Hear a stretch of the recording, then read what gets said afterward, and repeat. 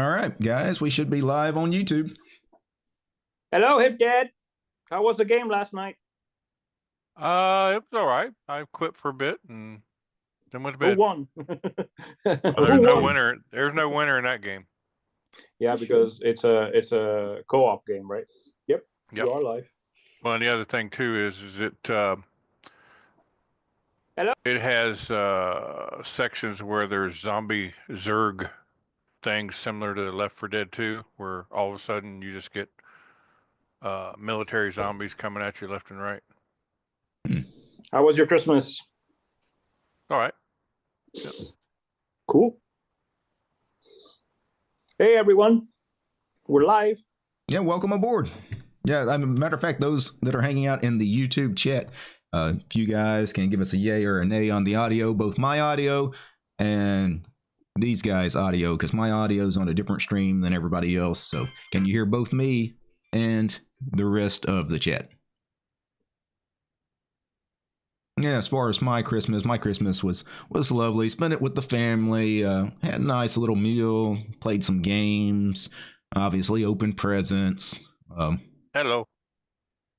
I mean, Christmas Day, it was like 70 degrees outside, so pretty day, It was. We don't usually deal with white Christmases in Louisiana, so we don't get any kind of snow or anything typically. Yeah, well, we got a gift here in Serbia where it was a shiny day, the day before Christmas. On Christmas, it went from shiny day to snowing, and it snowed for Christmas Eve and Christmas Day, and then it went back to sunny. So basically, it was a white gift, Christmas gift. As for my gifts, I got gifted the gift of spending Christmas with my sister. So I cannot ask for more. Well, that's what it's about. It's about family. It's not about, the presents and all this. Yeah. So as far as presents, I was my own Santa. I gifted myself a 5950X CPU, 16-core, 32-thread, because it was Cyber Monday before. So I had ordered it on Cyber Monday. It arrived on Christmas. So now, how does that compare to my favorite processor of all time, the Intel Celeron? The Celeron. Oh my God, I haven't heard. Hey, I still got laptops that have those things. I don't have anything that's running a Celeron. My Intel systems are Core i7s. Wow, so you're running like real hardware now. You're not running like the garbage that I have in some of my laptops. Yeah, the 5950X should hold me off for another couple of years at least before I switch platforms. I'm still a couple of years. You should be fine for at least 7-8 years. Come on now. Well, yeah, the way I use it. Why are you changing CPUs every 2 years? That doesn't make sense. No, the CPU I upgraded from was a 3600X, 6-core, 12-thread. Yeah. Not a horrible CPU. Not a horrible CPU, but when you are compiling kernels and you're compiling ISOs, it's not a monster. Yeah, and it's like an hour to compile a kernel. Thank you. and kind of those mid kind of level CPUs can be tough if you're doing any kind of like CPU encoding with streaming and things like that. They're just not that powerful, but they're okay. I'm trying to save enough to have enough left over after going back home to grab a GPU. There's a beautiful deal on the 3080 RTX 3080 for $300 everywhere. On Amazon is being sold for $600 right now, $700. So for $322, it's a mega deal. Pick up two of them. Huh? Yeah, I hope it stays because I'm not going AMD because AMD, their encoder is still not up to snuff to NVIDIA's. So I'm sticking with Team Green. But I can't go 40 series or whatever 50 series, so I'll stick to 30 series. Because it does seem like our GPU driver problems with both AMD and NVIDIA, they've been getting better. They are getting better, yeah, especially NVIDIA. I've got machines that have both, obviously, and I haven't had any major complaints lately. Yeah, especially NVIDIA. The only issue right now is, according to what I've seen on YouTube, is with the open kernel modules. They still have some issues when it comes to performance on games. So although they are preferred over the proprietary ones, still the proprietary blobs are more optimized than the open kernel modules. We don't.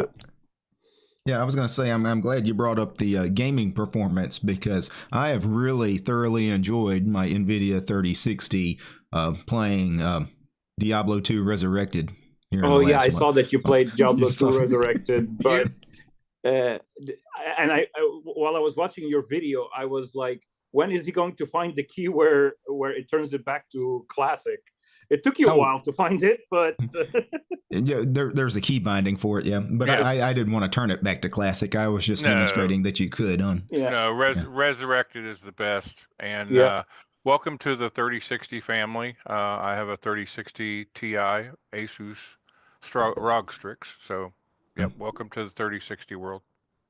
Yeah, hey, welcome to the 30 series world, because I'm going to be part of the 30 series as well, because I'm getting a 3080. Yeah, but I hadn't played Diablo 2 and forever. You know, I used to play that thing all the time. And, you know, when I think it was Steve that mentioned it a month or two ago that he was playing, and I was like, yeah, that runs on Linux. He said, yeah. So, you know, I tried to actually install it with Lutris, because when you go to any kind of documentation about installing Diablo 2 Resurrected on Linux, it's all about Lutris. But I could not get that install to work at all on at least my Arch-based systems. You had the issue where the install would the BattleNet installer would just hangs. Loop. It would loop and crash at like 40% or something, and then do nothing. And I searched Arch, the Arch forums, the Arch subreddit, and there were several people that had the same issue, and it didn't seem like anybody had a fix for it. And I still use Crossover. Yeah, well, I use Bottles, and like it installed in like 5 minutes. Yeah, I use Bottles as well. And since I have a good internet here, I'm taking advantage of updating all my BattleNet games. I purchased Diablo 4, the new DLC, the first DLC of Diablo 4. I haven't been able to play it because it's impossible to play it on a freaking laptop with an iGPU. But when I get home, I'm gonna play it. I'm the type of gamer that just plays the campaign. And when I'm done with the campaign, I uninstall the game. That's it. I'm not a competitive player, or I don't want to make my character level 1 million or whatever. I've already got 2 level 90 characters already in the last month. Oh, nice. Come on. Yeah, well, I had some free time. Yeah. If you ever want to partner up, just let me know. Yeah. Bottles is amazing. The Bottles project, and especially now, I keep mentioning Brody on every Patreon cast, but because his videos are very informational. So there's a Bottles are added again. So they're fighting all distros to stop delivering Bottles on their repositories. They keep yelling and screaming at the top of their lungs that the only version that they will ever support, no matter what, is the Flatpak. They will not provide support for any package distributed any other way. Yeah, and I think more distributions should just. I know it's tough because so many projects use different package formats, but like when I install things on my computer, especially if I'm going to demonstrate anything on camera, I've said this before, I always go grab whatever it is that the developers officially package it as. Same. So if it's a Flatpak, I'll use the Flatpak. If it's the app image, I use the app image, because I don't want to go grab something that's not their package and then it have bugs, and then they're like, hey, well, if you'd have used our package, I don't want to hear those kinds of complaints. So just go grab what they want you to use. Yeah, one such example is Balena Etcher. Balena Etcher is the app image. They only Kden support Live is the also an official app image. That's another one that those guys actually package the app, and the Kden Live app image is actually pretty good. Yeah, I never liked Etcher. Everybody always swears by it, but I just use, well, it used to be called Mint Stick. USB image writer is what it's called now. It works great. Simple, sweet, does what it needs to do. And yeah, Yeah, I even recommend to users who don't want to use a third-party applications, if they're on GNOME, they can just use GNOME disks. They can just burn any ISO to USB using GNOME disks. Simple as that. Mm-hmm. So, or the DD command, but I don't recommend the DD command. Yeah, you can always just DD, right? Yeah, but the DD command for new users is a bit tough. So, it's so easy to use, right? I've heard so many people flashing an ISO to their Windows partition instead of their USB. Well, I'm all for that. Well, I'm all for that, but they come back complaining, you made me wipe my Windows partition. Yeah. Which one? Where does SDA go and SDB go? Yeah. It all comes down to people being too lazy to read. Yeah, and that's another thing I wanted to mention. There was one guy replying on the bottles thread.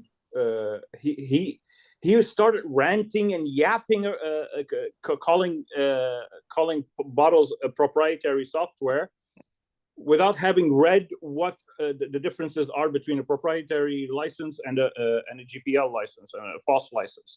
So he started yapping around and yelling and screaming on the thread.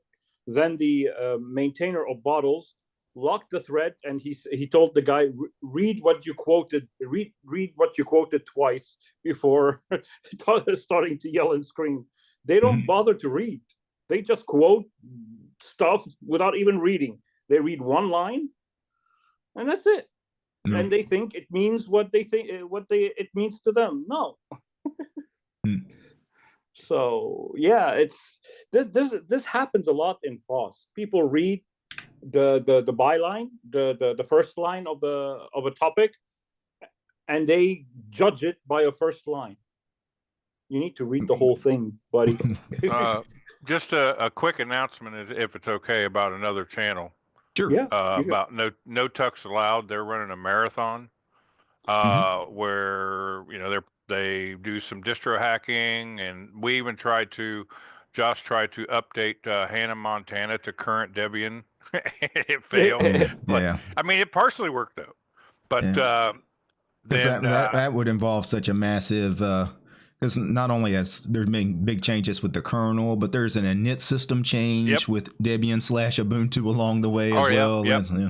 And he issued a challenge to DT to come and play some XeroAD during the marathon stream. We'll definitely do that. Yep. I haven't played XeroAD in a few weeks, but it's been last time I played it, I did pretty decent at it. So. Yeah, I haven't played any games since my GTX is the fan on my GTX stopped working, so I cannot play games. It will overheat, so I just do desktop stuff. So as long as I'm on the desktop, it's fine. But if I launch a game, it will overheat and the computer would shut down. So yeah, that's why I need a GPU right now. I'm hoping my brother in Dubai has a PC that he's not using that has a 3080. I'm gonna try to convince him to give it to me for free. If he doesn't, I'll have to buy my own. So either or. Well, one of the things I wanted to do with this stream, as far as topics, and we can talk about a lot of different things, but because this is gonna be the last one of these for the year. Discuss some of the bigger Linux and just software topics in general here for the last year. We want to stick with just Linux specific, and by Linux I mean the kernel.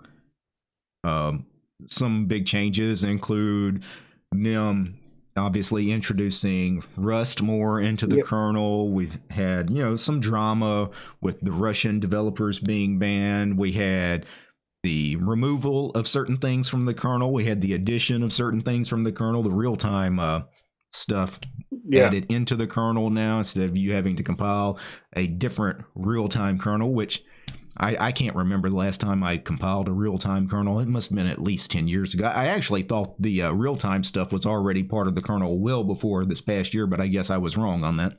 Yeah, there was also... I don't want to hear about that guy that had the argument with Linus Torvalds. He doesn't deserve any airtime anymore. Yeah. Oh, you talking about the name that shall not be said? Yeah, I don't know his name. Good. The file But system guy. you're talking about the guy that had the file system problem. Yeah. Yep. Yeah. Well, I don't get into the drama with that because, you know, people that like to argue on the internet, you know, that guy, he probably has those kinds of tendencies anyway. He likes to start stuff. And then Linus Torvalds, obviously, you know, he'll gladly accept your challenge if you want to argue with him. Oh, So. yeah. Yeah. Yep. Yeah, So and I'm not going to discuss any of those kinds of, because I'm not picking a fight with any of those guys. I'm not interested in, you know, any of that, to be honest. But I just mentioned it because those were big stories. yeah, and there was a recent study, end of year study of people. How many people use custom kernels versus how many people stick to the vanilla kernel on their desktops. The people who use vanilla kernel without using custom kernels win versus the custom kernel people, because not everyone wants to mess around with the kernel, so they stick with whatever kernel is shipped with the distro. I would imagine 99% of the people that install desktop Linux, especially, they don't even know that they could get a different kernel. Yeah. They don't even know what the kernel is. Yeah. Like, I mean, well, I mean, the basic people just want it to work and want it to be stable. Most people don't even know there's a kernel component to an operating system. They just, you know, see the desktop and that's the operating system. I remember the days of early Red Hat when I had to, in order to get everything to work, I had to compile my own kernel. Yeah, I'm one of the people who stick to the vanilla kernel. I test other kernels on various other systems, but on my main system, I never install a custom kernel. Like, even on it used to be more common, you know, 15, 20 years ago, to go grab a different kernel than the generic one that was packaged by your distro, because there were some very real differences with some of the kernels. Like we talked about the real-time kernel a minute ago. Back in the day, you really had to go get that real-time kernel if you were doing certain tasks on your computer, because you know, just because of the precision that you needed from the kernel, you had to go compile that real-time kernel rather than use the generic kernel for certain things, where you don't really, for most people, that's not an issue now. But the reason it's become a story in the past year or two is because more and more stuff, AI related stuff, I guess, requires more precision, and you know, they need that real-time component. Not only that, there's also what's it called, Waydroid. The Waydroid to function, you need to install I forget which kernel or which modules and kernel modules and stuff. That's why people tend to install custom kernels. But if that wasn't required, they would have stuck to the vanilla kernel. Right. Waydroid, because the vanilla kernel will include the stuff required by Waydroid, because Waydroid is not a default thing on Linux. It's just a tinker toy to run Android apps. Right. I mean, Android is the default thing on Linux, right? I mean, the Linux kernel is essentially, it exists because of Android. That's what they developed Linux for, really, is mobile phones. It's not even for desktop Linux or servers. I mean, these days, it's mostly about mobile operating systems. Yeah. Excuse if you hear the explosions. It's just fireworks next door. No, like, you go tell them to stop right now. We will not tolerate this. They're celebrating the new year early. No, because here in Serbia they follow the Orthodox Old Testament, so their New Year is later in January, and Christmas is on the 7th of January. So. It's they're just doing it because there are expats like me who celebrate Christmas in December and New Year at the end of December. So they're just taking the opportunity to play with fireworks. And they're so close. They're down in the parking. They're shooting from the parking downstairs. So they're annoying, but hey, I gotta live with it. You can't yell at them. But anyway, there's also the growth of what's it called, immutable distros as well. In 2024. They have grown massively, like Bazzite, Bluefin, Aurora. Not as much Fedora, Keonite, not as much. It's being used as a base for all these immutable systems, but not a lot of people are using it as is. They're just using the forks like Bazzite and Aurora and all that. But even Manjaro released an alpha or a beta of their immutable version. So immutable. I think you're going to see all the big distros, because really, you mentioned Manjaro, and we know Ubuntu's been working on something for a while, and eventually that's Debian and Arch. Once Debian and Arch jump on board, I think this will start to become the norm. I think these immutable distributions will be what people just naturally gravitate to. Yeah, people who want stability. But with Arch, here's the thing with Arch. Immutable version of Arch negates the core goal of Arch. So I don't know. Maybe there will be spins of Arch being immutable, but Arch itself, I don't think will ever be. Well, I think it's with Arch too. Just you build it from the ground up. Do I have a choice? Can I do immutable or not immutable? That's the other thing. It will be a choice. It will right. Be as long as people have options, I'm good with. Yeah. Whatever. So, that's what I'm saying. An option might rise up from scratch, where people will have a new option, which will be building an immutable version of Arch. But Arch itself, I don't think the developers will ever make it immutable. But Arch has also, speaking of Arch has also received a $500,000 grant to work on their infrastructure, making the signature. How we always complain about, the keys are outdated, we need to update the Arch keys, and whatever. They're going to solve that issue in 2025, where there will be only one key for all packages. It's going to be the Arch Linux key. Yeah, because we don't need 1,000 different keys, signing packages. That's just because package developers come and go. I mean, when you have that many people working on a project, naturally some are going to disappear, some are going to pass away. You're going to have a constant changing. Yeah. That it's just impossible to keep up with that many keys. Yeah, exactly. That's what they're trying to solve, and hopefully, from what I heard, it's going to be done and finished. The key will be public, and packages will no longer be using user keys. They will be using the Arch key within towards the middle to end 2025.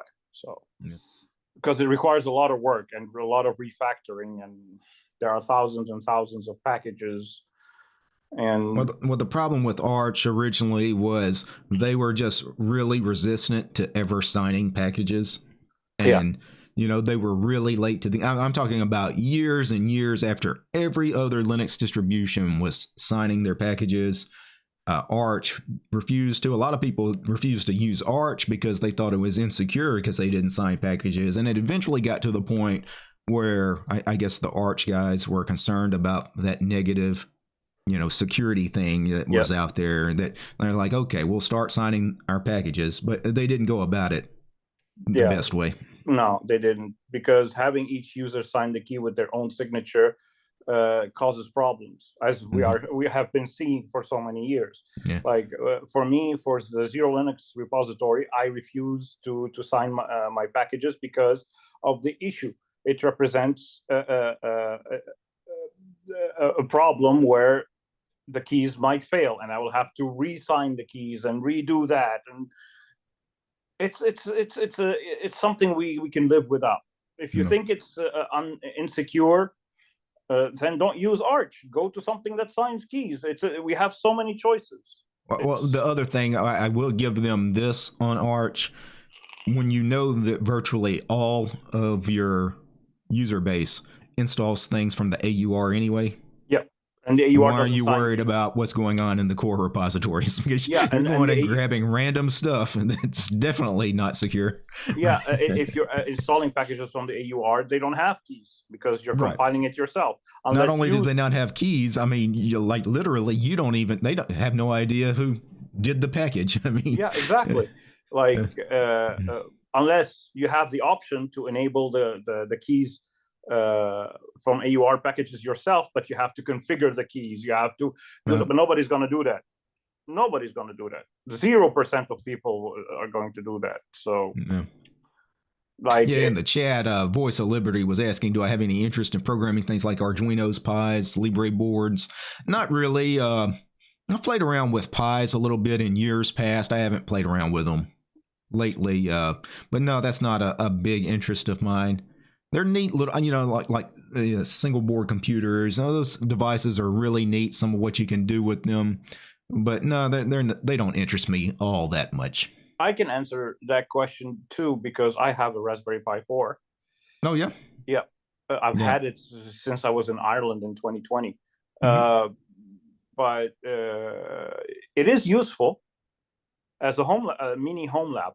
Yeah, I've played around with the idea of using them for various things, using them for little servers.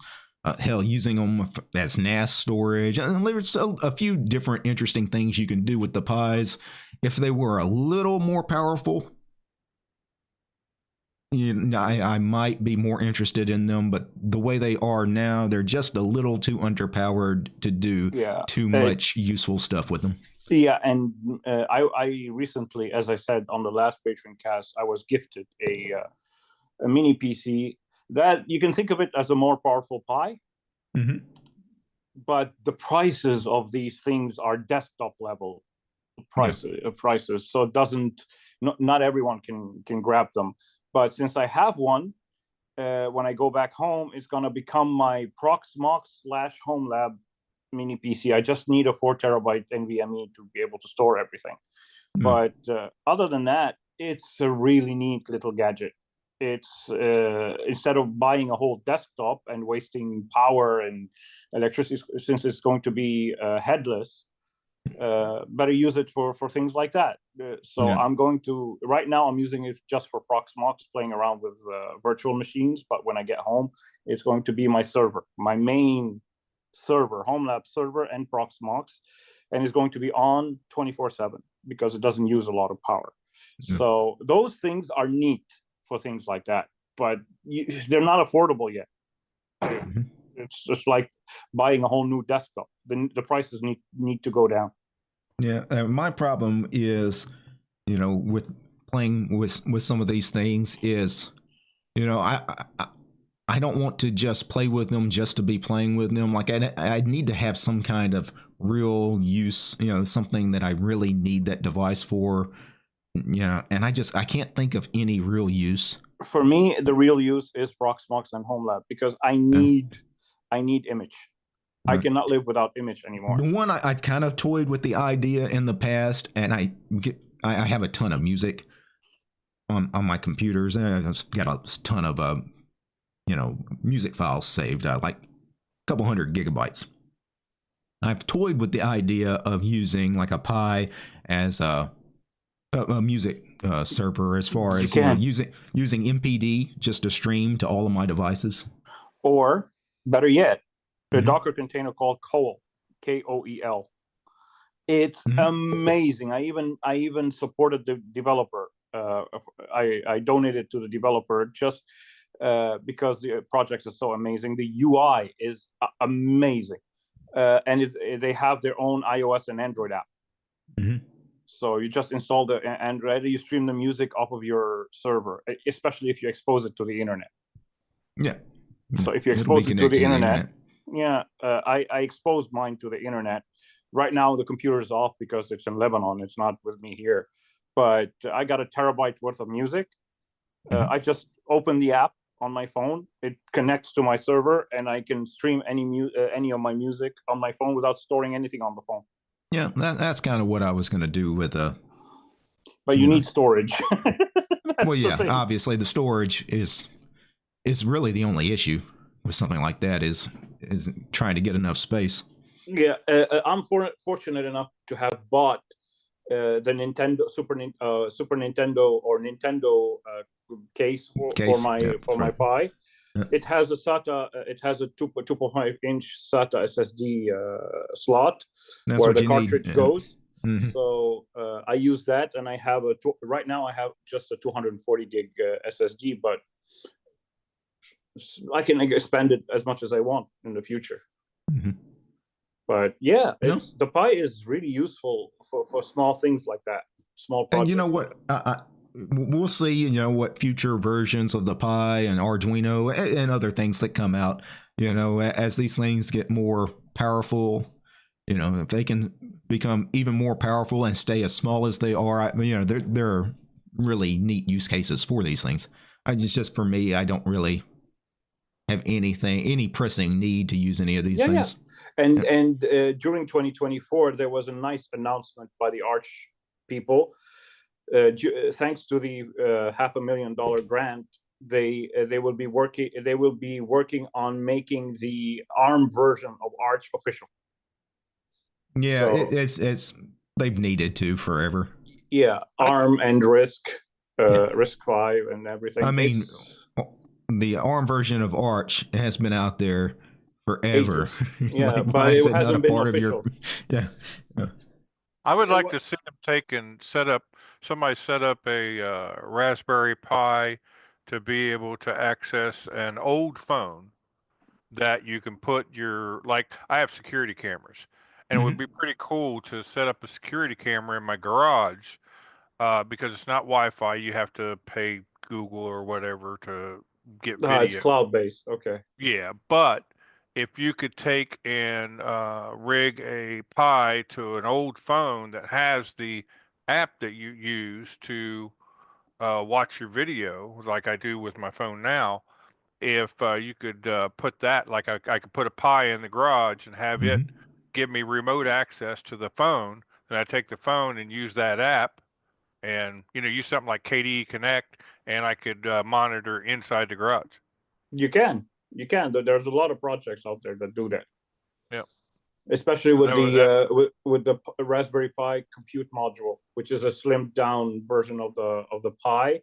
It's just a board without all the USB ports and Ethernet ports. It uses Wi-Fi. So I wish they would make it. Do they make it so you can stack Pis, like you can do a rotary engine?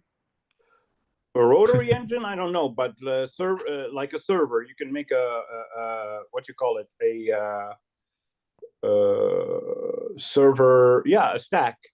Well, no, what I mean is you take a Raspberry Pi, stack it on another Raspberry Pi, stack it on another Raspberry Pi, stack it on another Raspberry Pi, and make a super Raspberry. No, you can't. Oh, come on. Well, there are more powerful single board computers, a little bit more expensive, but not by much. The Raspberry Pi is $70. The others you can get them for 80, 90, 100, and they're like 3 or 4 Pis stacked. So especially the NVIDIA one that Jensen Huang just introduced for $249 or whatever. It's super powerful. It's got 40 gigabit USB-C ports. It's got 2.5 gig Ethernet. It's got the fastest Wi-Fi. It's got 16 gigs or 32 gigs of RAM. You can put whatever storage you want, NVMe storage on it. You can expand it, and it's got NVIDIA compute GPU on it. So you can run your AI models on that little thing. It's $249. He took it out of the oven and he said, I might have cooked that a little bit too long. It shrunk. Because remember when he pulled the mega GPUs once in his intro, they were humongous. They occupied a whole tray. But since this one is so tiny, he compared it to the others as if he cooked it way too long and it shrunk.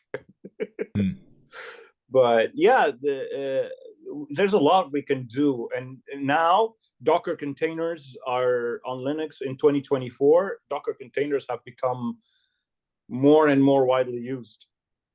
Yeah, I mean, getting back to is going on in 2024 this past year. Yeah, Docker has become a lot more widely used. Yeah.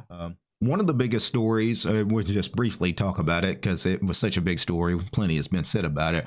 But obviously, some of the security vulnerabilities this year, we had some really big ones, most notably the XZ. The backdoor thing.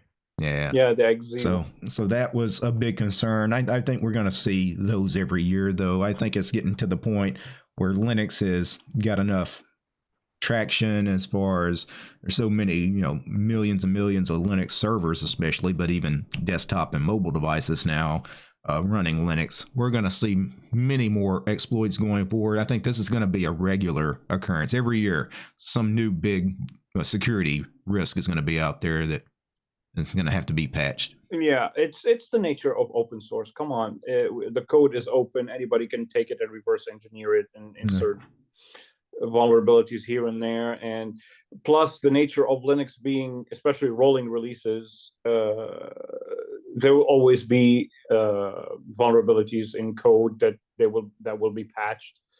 It is what it is. But because of the open nature of Linux, they get patched a million times faster. Oh yeah, I mean, Red Hat and Ubuntu had it patched before the stories were out about it. That's how fast those things were patched. Yeah, same with Arch. Yeah. So that's why I love open source.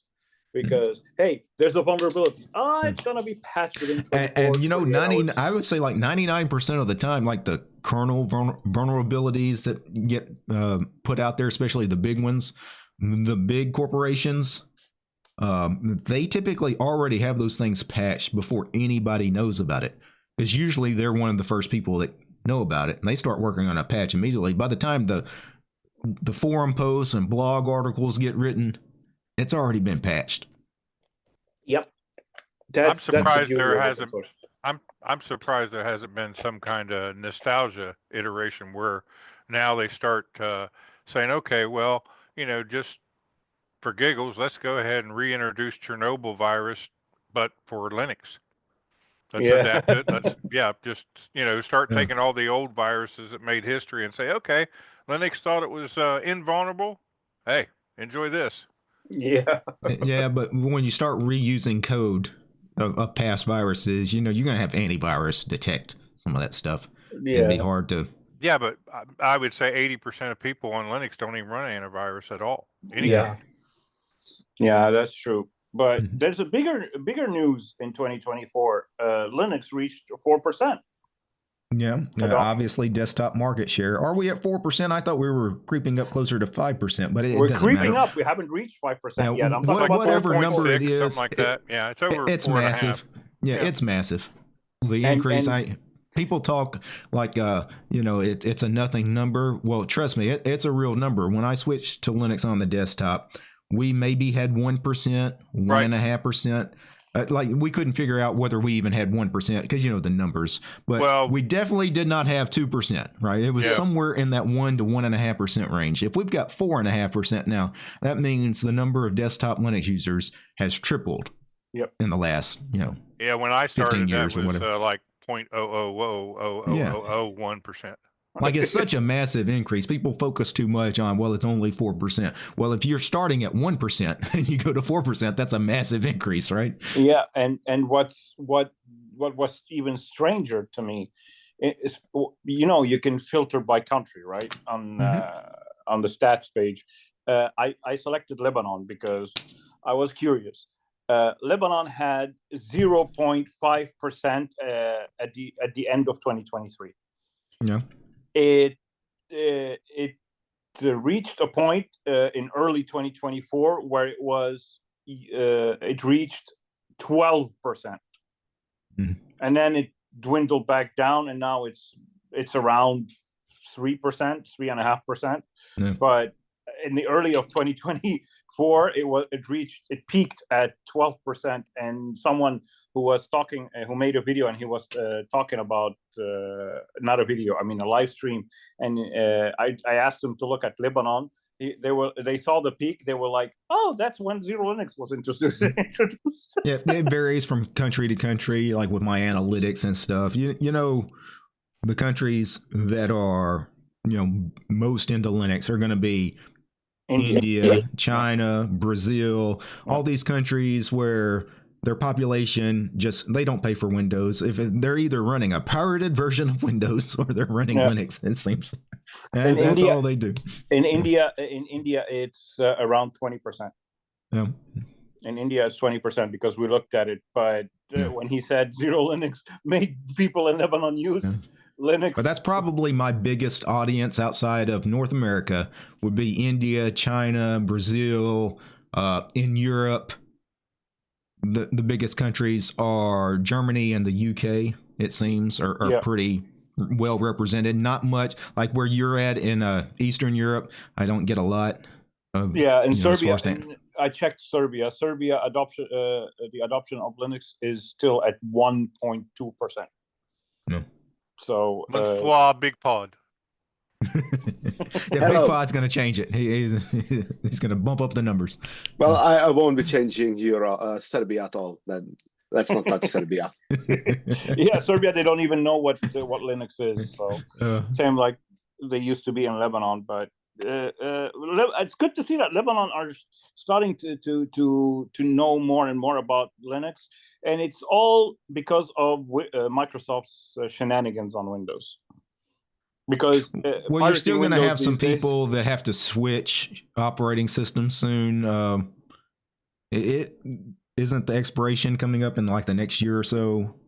When is Windows 10 going to start? That doesn't matter. Most people will just go with Windows 11. That's but most will, but not all. I mean, we'll take any numbers we can get. Most will, but not all of them will. Very, very little will. Actually, a lot of them will just stay with Windows 10, like they stay with 7, and all those who will actually upgrade will go to 11. They won't go to Linux. Linux people said the same about Vista, said the same about 7. No, we had huge increases with Vista. Wow, yeah, huge increases. Yeah, we did. Yeah. This year was we're talking about a fraction of a percent, Big Pot, a fraction of a percent, 1% Let's remember from Windows. That this year was huge for Linux Linux. Increases and had nothing to do with Windows. Yeah, true, but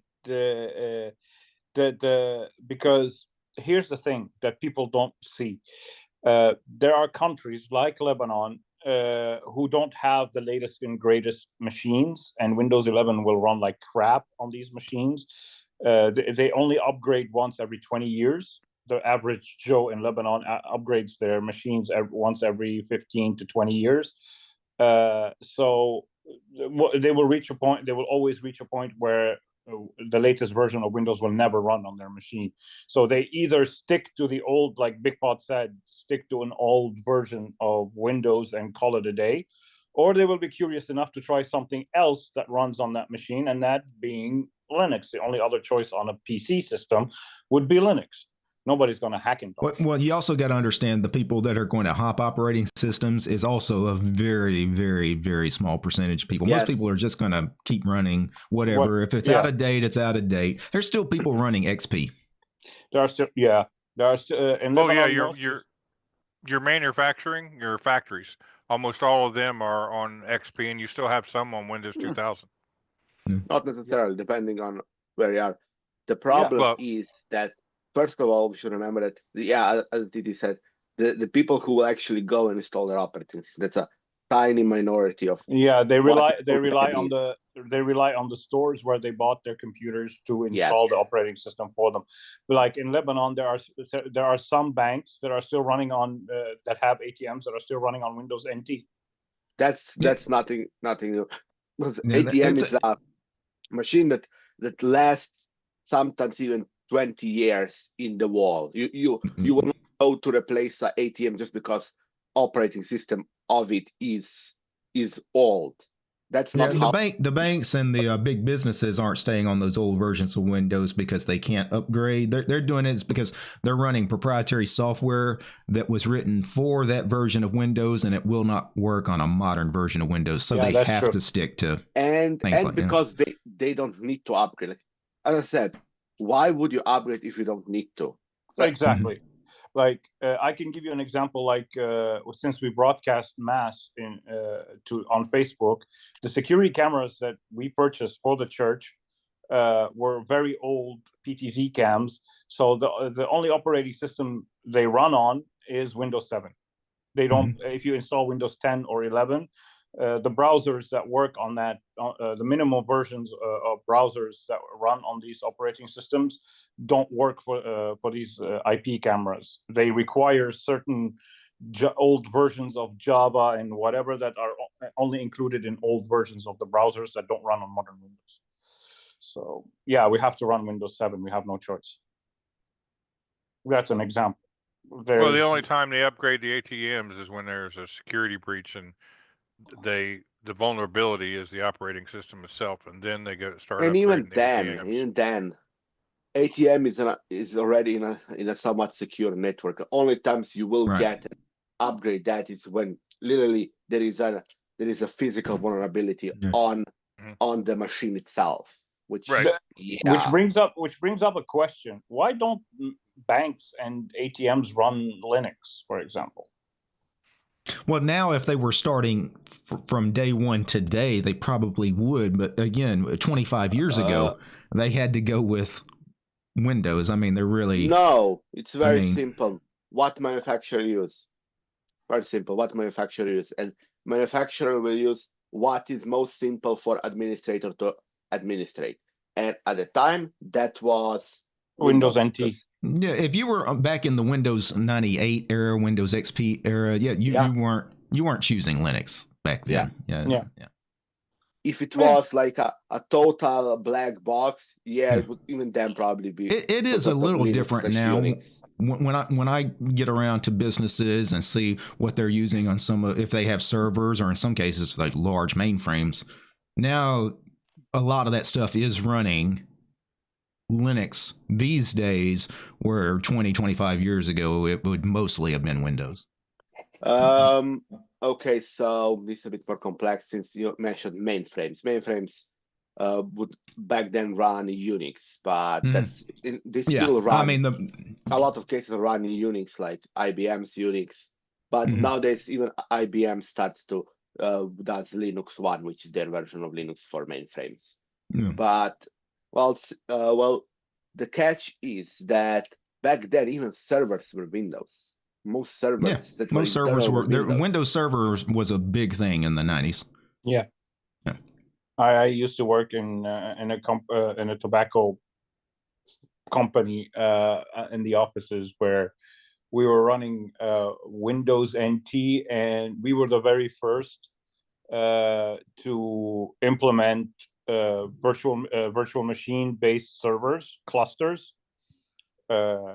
So I wasn't the system administrator. I was just the technical support guy helping him. But I used to watch him do his stuff. It was amazing to watch. Like we had over 30,000 people over, I don't know, 100 branches connect to the same server, which we had in the building.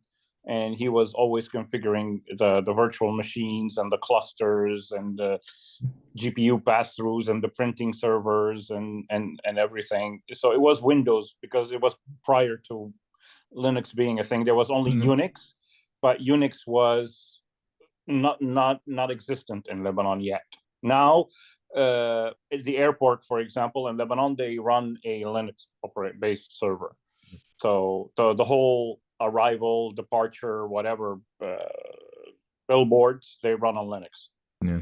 Now, a lot of the things I see out in the wild as far as businesses running Linux, it's typically one of two distributions. They're either using Ubuntu or Red Hat, which makes sense. If they're big corporations, they're using enterprise kind of distributions. They're not using Arch or Debian. They're typically paying for support from those companies. Yes. But I do see a lot more of that in the wild now than I did, say, 10 years ago. Now, unfortunately, most of the time when you see those machines, and the reason I can say it was running Ubuntu or running Red Hat is because most of those machines were in the middle of a kernel panic, so Yeah. you're getting error messages. Yeah. So- And speaking of Ubuntu, I realized there's a surge of job postings in Canonical, and I'll You're putting in an application? yeah, so I submitted an application Good. to Canonical Lebanon. They have a Lebanon branch, Oh, well. Middle East for the Middle East. So I was surprised. Yeah, I was well, I completely mean, I would surprised. think if they needed folks, I mean, you've got to be qualified, so I would hope Yeah. you get the job. Yeah. Yeah, well, I don't think I will get the job because when I was filling out the form, they Mhm. required me to fill in information about my education, and I'm like, I dropped out of school at the age of 16. What am I going to fill out? Yeah. So those are requirements. You cannot skip them. So, but I applied to another one that didn't force me to fill out my education. It was just for social media for Canonical. Yeah. So Yeah, anything regarding Twitter or X and stuff like that, posting announcements and stuff like that. But I didn't hear from them. I posted my application like a month ago.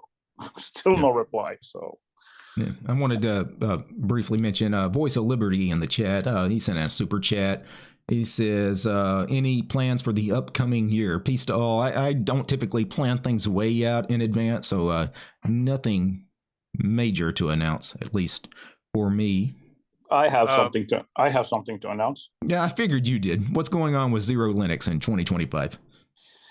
With XeroLinux, not much. Are we getting the Cinnamon edition finally?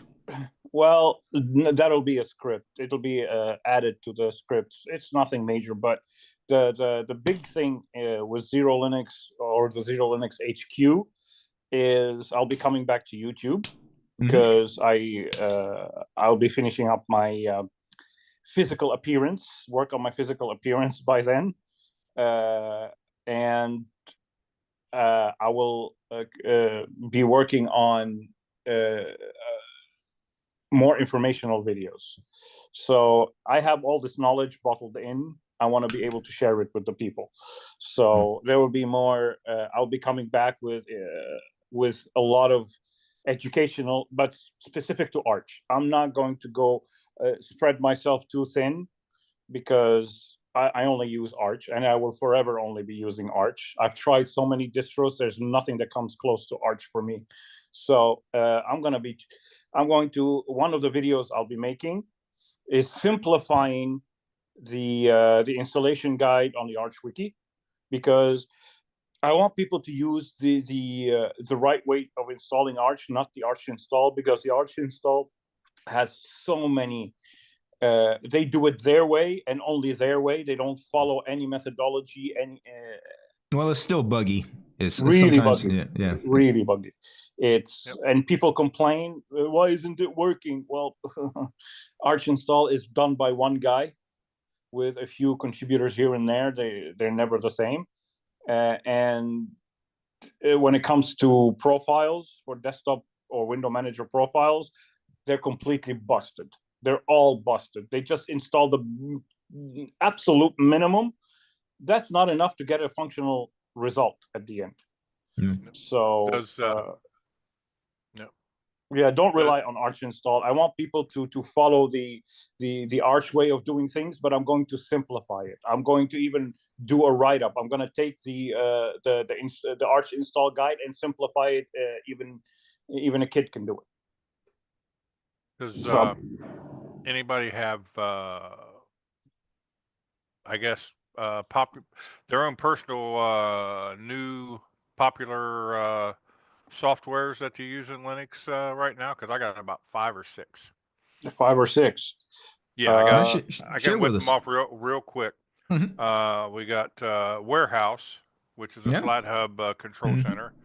Wonderful app, and it's a flat pack. I thought you might mention that one. Yeah, and then we have PackSeek, which is CLI for your Pac-Man. Yeah, people have mentioned that one to me as well. That seems to be gaining a lot of popularity. Yep, PackUI, I love I've heard that. about that one as well. Yeah. And there's let's see here. I gotta remember. It's Pac-Man Log Viewer. If you want to know what you've installed, reinstalled, deleted, uninstalled, etc., you use Pac-Man Log Viewer. You can see everything right there. And I would say that's probably my top ones right there. Yeah, I those have are good. I have one because I stick to what I'm used to, but there's only one, and it's the same one that HipDad mentioned, and it's Warehouse. Warehouse. No, I have a second one. Warehouse, because I'm contributing to it. I'm helping the developer, and we got the what you would call it, the permissions coming in a new major release. And there's the widget, the KDE widget, Plasmoid, as they call it. It's called App Datafier. I'm working with the developer as well. I suggested 2 features that he included. We included a feature where you can, usually it just uses whatever AUR helper to update the packages, so it updates AUR packages and the native packages, but now, and Flatpaks. Now it also allows you to input a script, tell it to execute a script at the end, or you just put in a separate command. Like for me, I requested the feature because I use Rust, and I use Rust up to update the Rust libraries. So I just input Rust up update as an extra command to execute at the end. So now it updates Flatpak, AUR, native, and Rust. So you can take it to a whole other level now, and we are working on a new feature I cannot mention right now because it's still in the idea phase. But I'm contributing upstream to a lot of projects. So Warehouse for now, Warehouse and App Datafier, I'm contributing to both, and I'm contributing to Cosmic. Yeah. So yeah, I have one more quick one to add that I forgot. It's called Please Local do. Send.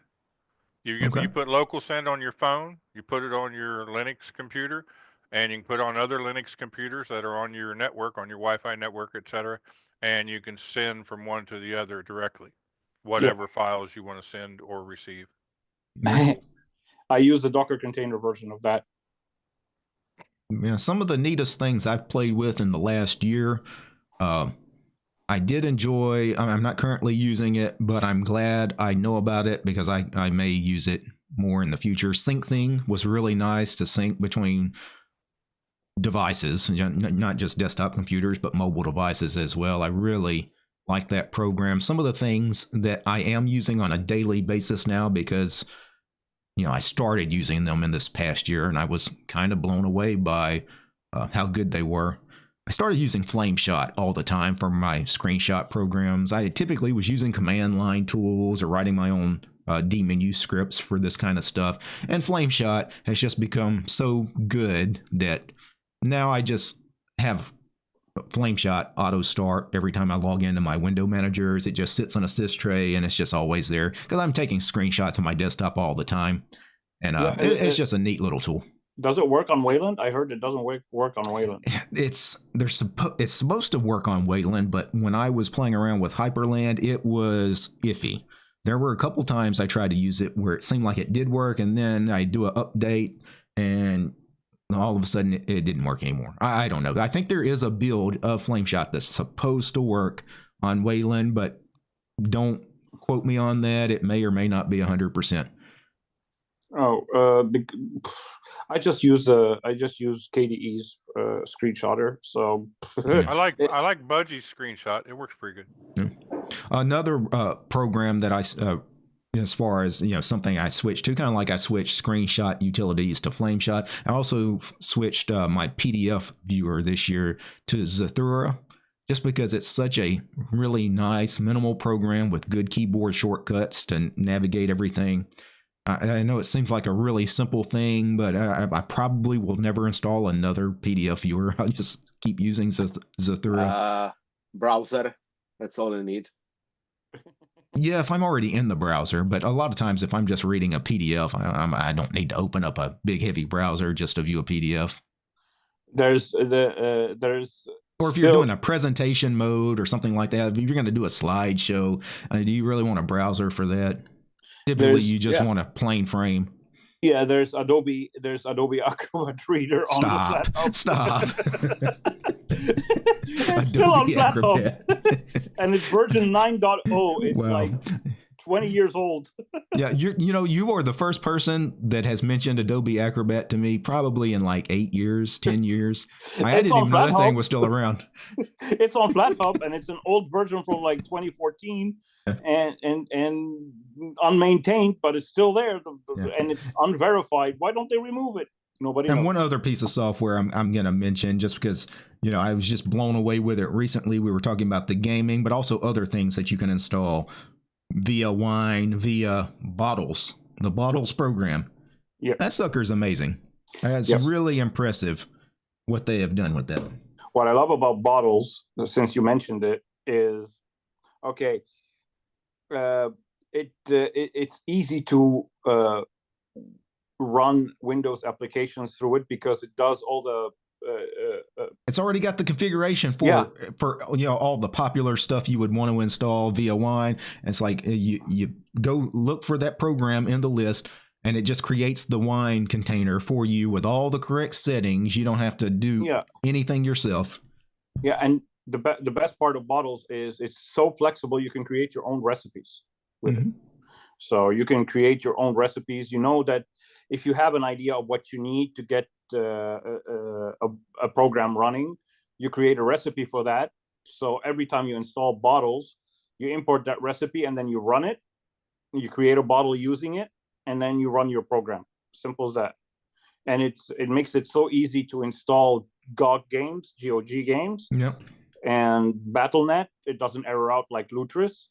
And it allows Microsoft Office. No, I don't know. No, Microsoft Office will not run. They tried, and even for Adobe Photoshop, it doesn't work. I know Photoshop has never worked well with mine. So yeah, because it requires things that Bottles. If you create your own recipe and you know how to do it, you can, but by default it doesn't work. And it makes it easy to run game trainers. Yep.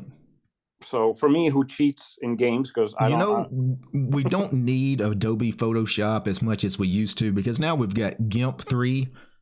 That's Crit has come a long way too. Crit is getting better and better. Yeah, the new GIMP looks amazing. Yeah, I mean, it really does. And we got Photopea or Photopea. Yeah. Photopea, you pay a very minimal subscription, like $2 or whatever. You get rid of the ads, or you can block the ads with an ad blocker. It's up to you. But and then you can use it. It's a clone of the old Adobe Photoshop, not the new one, but the old one. No AI, none of that bullshit in there. So yeah, we have so many choices. We're spoiled for choices nowadays. So Photoshop is not a necessity. But for people, on the other hand, who rely on something like Adobe After Effects, that's tough. There's not a good alternative on Linux for that. No. I know people do like to clown a little bit on things like GIMP and Inkscape and Krita, but considering that those are free, as in freedom, and also free as in price, I mean, you can't complain. Those tools are fantastic to be free of charge. They really are. Yeah, I use Photopea because I'm used to Photoshop, but hey, GIMP has come a long way. So it finally joined the GTK3 library after, I don't know, 20 years. I mean, the new makeover, we have moving to GTK3 it definitely looks a lot better. It doesn't look as dated, but also, some of the new tools. Now you've got the non-destructive editing feature, which will be a complete game changer for everybody that uses GIMP. Yeah, especially the multi-layer selection tool. That it took forever to get. That was my main annoyance with GIMP, that I couldn't select multiple layers. I get people that complain that things take forever, but you also, if you're not contributing code, I don't know how complicated some of these tasks are as far as, You only got like 2 or 3 developers that really contribute in a significant way to GIMP. Yep. So when you're dealing with that small of a team of people for such a big project, you know, they need more contributors. They need more money, and then they need more manpower. Yeah, that's why I go whenever I feel that I can contribute, I do. I don't wait for somebody to tell me, why don't you contribute? I do contribute to things I understand. Well, they all do their end of the year fundraising drives. Typically, at the end of every year, I give a few bucks to GIMP, OBS, Kdenlive. Well, I can't give directly to Kdenlive. I give to the KDE project. Yeah. Hopefully, some of that money makes it to things like Kdenlive, for example. Those are just some off the top of my head because I depend on those programs like every day. Yeah. So it makes sense for me to throw them a few bucks. I donated to KDE, for example, when in December, at the beginning of December, the pop-up showed up. I was like, I hit the button and I donated $25. So KDE is really good about reminding people at the end of every year to donate. I wish more projects would push a little bit more, because if you ask for donations, you'll get it. But some projects just don't do a good job of asking. Yeah, like me, for example. I don't know how to. I had to put XeroLinux behind a donation wall because I don't know of a better way to ask for donations, and I tend to nag people on social media. Please donate, please donate. I don't know how to do it any other way, but I donate to every project, like Cole, like I even donated to Cosmic because Cosmic is a desktop environment I see myself using on a secondary computer. So I help other projects when I can, because I am one of them. I am a project too. Yeah, you're a project, all right. So, getting back to some of the stories of 2024, we're covering some of the big news events this past year in Linux and just software in general. We want to deal with some Linux specific news. One of the interesting things was actually from the year before, with essentially the end of CentOS and some of the shenanigans with IBM/Red Hat and some of the Red Hat clones like Alma Linux and Rocky Linux. And that was from 2 years ago, and people were wondering how that would impact Linux. It didn't really impact. And that was my point. It had zero. And I tried, and this was one of the points I didn't bring this up just to tell people I told you so. But at the time, I was like, this is really not as big a deal as what some people were making it out to be. Like it was going to really damage Linux in some way. And it really had zero impact. If anything, all it did was Alma and Rocky became much more popular. They're still going strong, and people are still using it.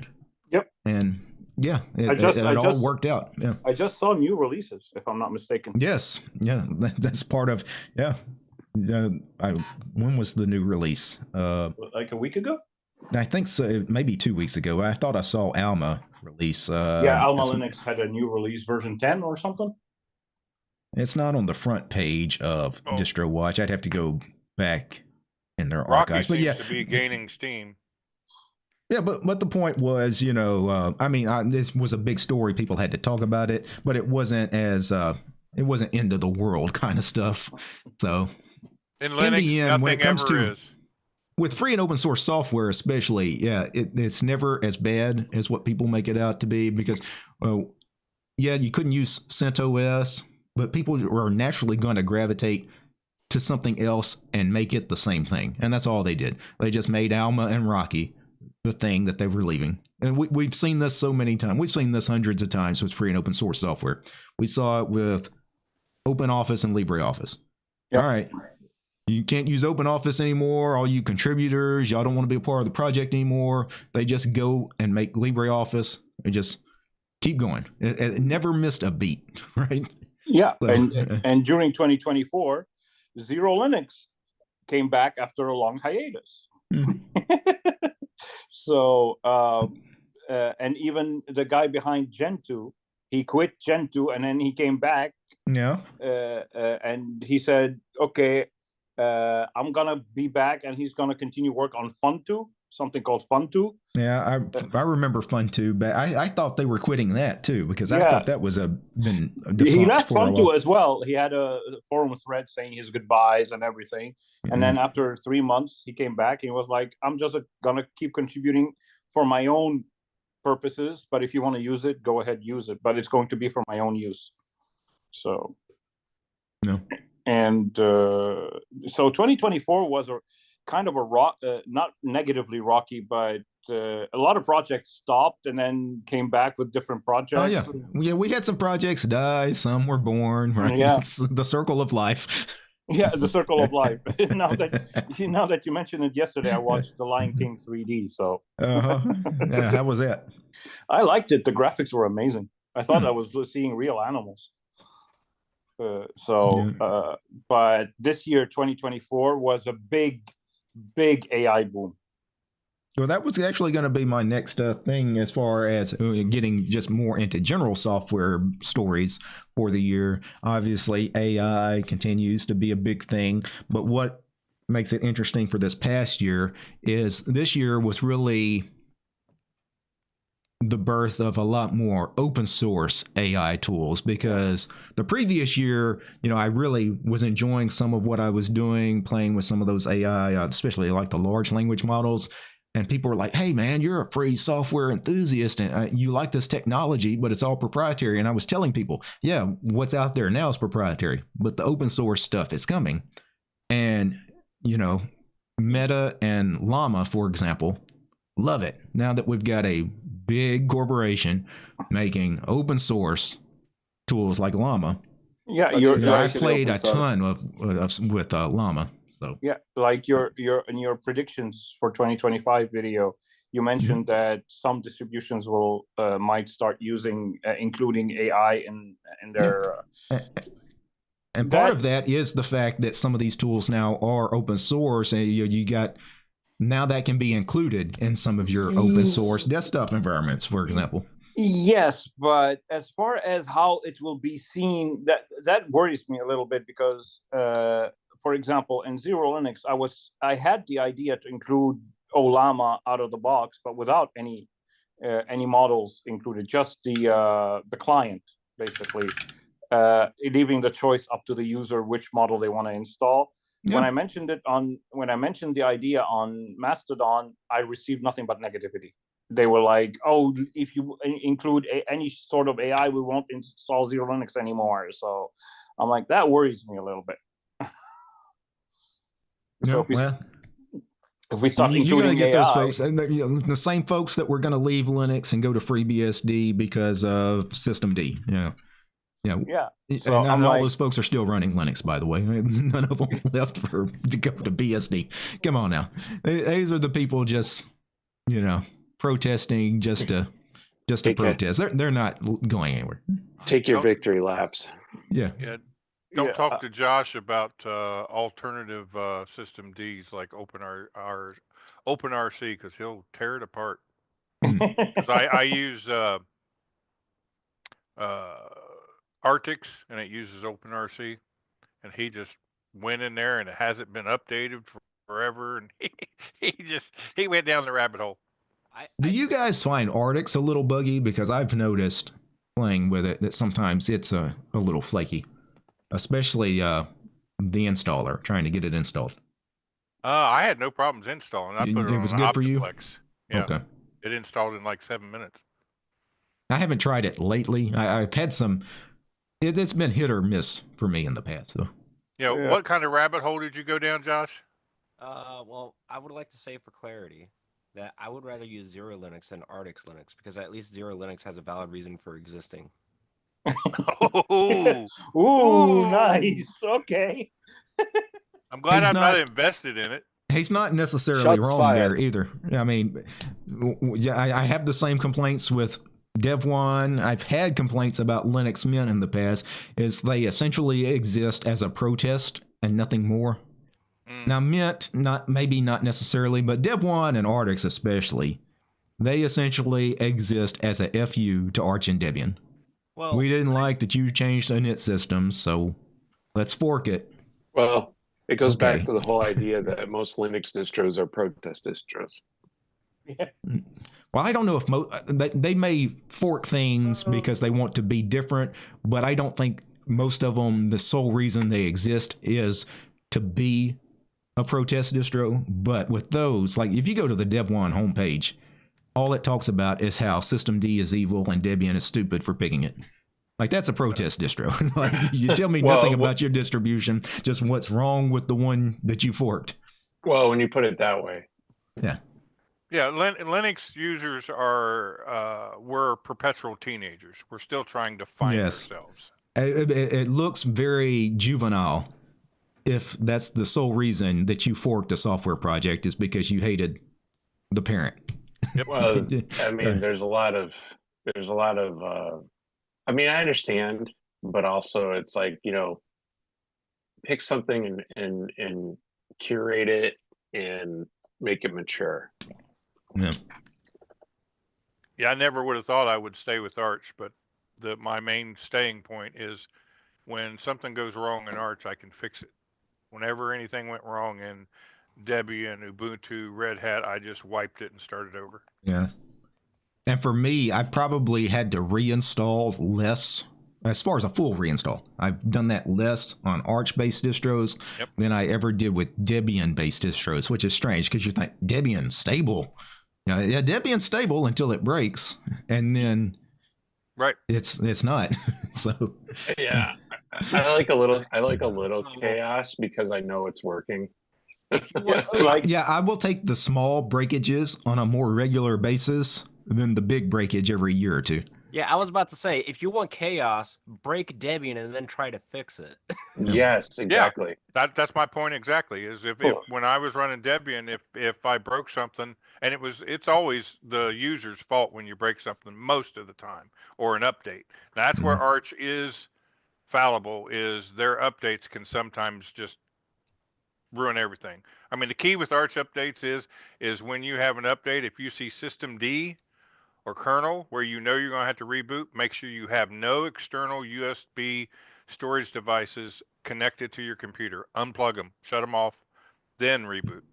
The problem with Debian too in the past is like I found packages that I had to build myself because they didn't exist in the repos or there wasn't any pre-built binary anywhere. You know, so I get into some weird stuff. So I got to build this piece of software, and then you get into this weird rabbit hole once you start maintaining software yourself, where you get into the dependency hell issue, which can be a problem on every distro, but with a really old, crusty distro like Debian, once you get into that dependency hell loop, you are just so screwed. You're never going to solve your problems.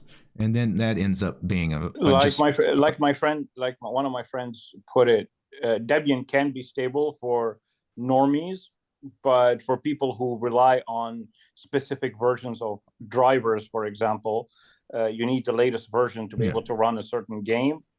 Running Debian, you have to run it the right way. If you're one of those people that install Debian stable, and then you're like, well, I need the latest software, so let me start building fresh packages of things. Well, you shouldn't have installed Debian in the first place. Yeah. What it is we installed the wrong distro to begin with. It's not Debian's fault. It's our fault. Yeah. For, you know, like for example, with the NVIDIA drivers, if you want the VRR, for example, on Debian, only the latest version 5.55 and onwards of the drivers have VRR. If you are running on Debian, who offer only the version 550, 530 or 550, you will have to add the PPAs for NVIDIA and then install those drivers. But then you're gonna end up with problems because the dependencies are out of date and stuff like that. This is gonna send you in a loop because he did it on a live stream and he ended up bricking his Debian install. Because it's real easy to do once you start building packages yourself on a Debian system. Once you get a lot of those things like that, you've got a lot of things you're trying to maintain manually. You're going to run into dependency issues. Debian is not for these kind of people. Debian is for the people who just want to browse the internet and play games that don't require bleeding edge software. And one of the things I've done before, and I do not recommend people to do this, if you do it, just have backups ready. But I've also changed the sources on a Debian system to point to a more up-to-date, for example, Ubuntu repo to pull down a specific package. Be careful with that. Just know that's not. Yeah, Ubuntu is not Debian. Debian is not Ubuntu. You might get lucky sometimes, depending on the package, if it doesn't have any weird dependencies. But that's also a really good way to break a Linux distro, is to start adding sources that are not part of the real distro. Yeah, like for the record, it's much easier to just download the deb file from Ubuntu to install it onto Debian systems rather than point the Debian sources to the Ubuntu repository. Yep. You say that, Josh. You say that, Absolutely. but sometimes the deb file has dependencies that you will end up. Yeah, you still got to go get the dependencies, but what you do is you go grab the deb file of those dependencies too, Steve. Yeah, that's technically the proper way to do it, but realistically, if you read the Debian documentation, they tell you specifically don't do that. That's what virtual machines are for. Yep. Yeah. If you want rock solid Debian and have the least amount of troubles, LMDE. It works. Now, if you want rock solid Debian, Google "don't break Debian" and read that document. Well, no, LMDE has the same problem, especially with the NVIDIA drivers, as Debian. So it's still using the Debian repos, isn't it? Yeah. Yep. So if you really want to go bleeding edge, you have to add the SID repositories, and then that's another. Well, that is one way to go about it. You could install LMDE and then point everything to SID, do a massive update, and yeah, but that might break a few others. It might break, but I mean, it might not. Have backups ready just in case. A lot of praying with Debian. Yeah. If you're running LMDE, you actually have a newer version of Cinnamon than what Debian SID currently provides. Mm-hmm. Yep, that's true. Yeah, like I have on Proxmox, I have 12 virtual machines. One of them being Mint and so basically LMDE. So LMDE receives more updates more often than the regular Linux Mint for a few packages, for Cinnamon specifically. Yeah. So yeah, there's that, and I'm running Ubuntu for whatever reason. I hate Ubuntu. Every time I power it on, I hear this boot song that they included for the 20th anniversary. You can disable that. You just go in the settings and turn it off. Yeah, I should. They knew that was going to be annoying. The only reason they added it was because it was an interim release. Not that many people use it, and they just wanted to have some fun with those wallpapers and sounds. I imagine everybody disables it, though. I know I would. Yeah, I need to disable that. But there was a big controversy regarding the bird, the image of the bird they use, because it's not the right bird. It's not the right bird, yeah. Not the right species. Not the right species. Yeah. I'm like, okay. You know what? That is that is one of the most common mistakes that I see people make, not just, talking about Ubuntu, but just content creation in general. Anything that deals with nature and animals. So many people will be talking about one species of plant or animal, and then they'll show a picture of completely the wrong thing. Yep. It's like, and a lot of that, I think, is people outsourcing like their content to a video editor that goes and grabs the wrong images. Yeah. Because when somebody else is editing somebody else's content, they're not as picky about, fact checking, for example. Yeah, and not only outsourcing to other people, there's a new platform that I discovered, and it's not a subscription-based platform. It's you pay once around $799 for life, and it allows you to create 2D animations of your entire video. Like there's a channel I've been binging lately. It's called Brew, BREW. This guy uses this platform. He advertised it on one of his videos. He created 2D animations for the entire video. The entire subject of the video is 2D animated. So when you outsource to these kinds of platforms, you're talking about one species of animal, but it only has a library of another species. So they use it as a placeholder and they keep it there. So yeah, you see that a lot with anything related to nature, because people will go grab stock photos or stock videos. Yeah. And some of that stuff is not labeled correctly. Like, they'll name it the wrong picture, for example. Yeah. So if you don't know what you're talking about, but you're the one editing it, you're not going to catch the mistake. No. So outsourcing is you need to fact check your sources. That's the important thing. But getting back to Linux, I wanted to talk about something that is happening recently. Is there's a lot of projects fighting other projects. Because I was going to mention that too. I don't know which one you're going to mention, but one of the most interesting ones, it wasn't a big fight as far as really nasty, dirty, but it made me laugh because these were two really big projects that were basically trying to say the other one was bad for privacy and security. And that was Brave and Firefox. Yeah, I don't know if you guys remember that Firefox wanted to tell people quit switching to Brave because it's not as secure. You know, they gave all this list. Half of the list was just complete BS, made up stuff. So Brave responded by coming out with an article saying everything that was wrong with Firefox. But you know what?